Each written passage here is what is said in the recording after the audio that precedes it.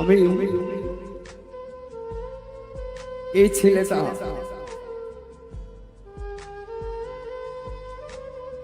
একটা বেকার জীবন, একটা মানুষের জীবন যে কত বড় অভিশাপ। এটা একটা বেকার মানুষ, বেকার ছেলে ছাড়া কেউ বুঝবে না।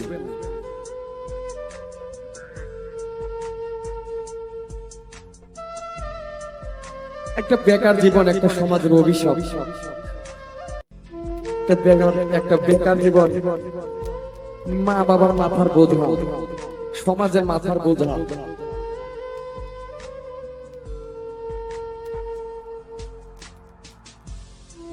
এই পৃথিবীতে আসলে ভালোবাসার সমতুল্য আর কোনো কিছুই নাই।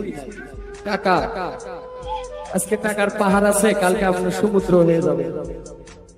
সকালবেলার বাচ্চা সন্ধ্যায় ফকির। আমার এমনই কপাল,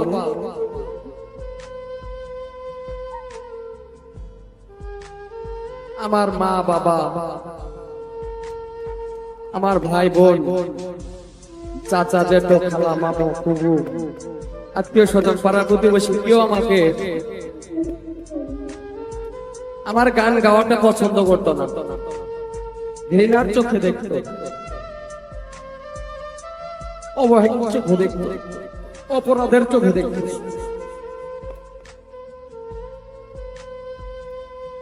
আমার খুব কাছের কোন স্বজন আমাকে পরিচয় দিত, ওর পরিচয় আমরা দেই না। এক সময় আমি অধমের পরিচয় সে দিত না।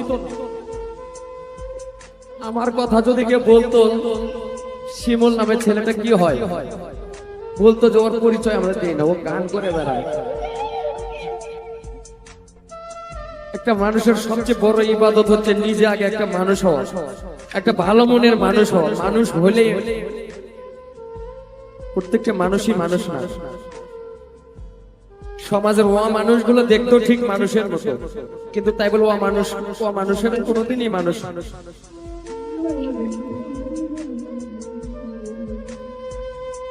আজকে সৃষ্টিকর্তা আমাকে দুবেলা দুমুঠো ভাত খাওয়ার মতো একটা সমর্থ দিয়েছে। আমি হতভাগা, এমনই দুর্ভাগা।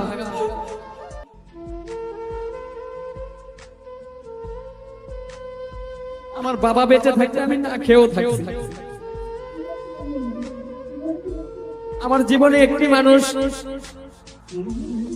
একটি মানুষের অবদান, একটি মানুষের অবদানে আমি শিমুল হাসান আজকে দেশে এবং দেশের বাইরেও টুকিটাকি মানুষ আমাকে চেনে। খারাপ ভাবে চেনে না, ভালোভাবে চেনে।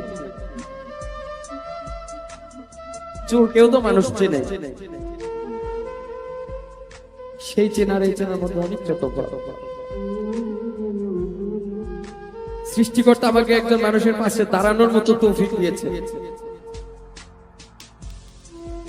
আমি এগুলো আমার বাবাকে দেখাতে পারি না।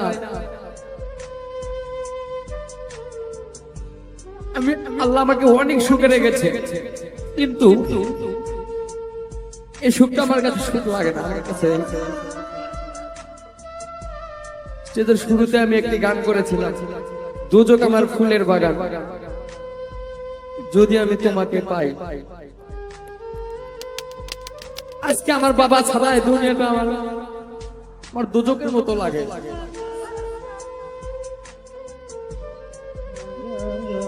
আমি আমার বাবাকে দেখাতে পারি না। আমার বাবা আমারও ভাব দেখে গেল, কিন্তু এখন দুবেলা দুমুঠো ভাত খেতে পারি, এটা দেখে দেখানোর সৌভাগ্য আমার হলো।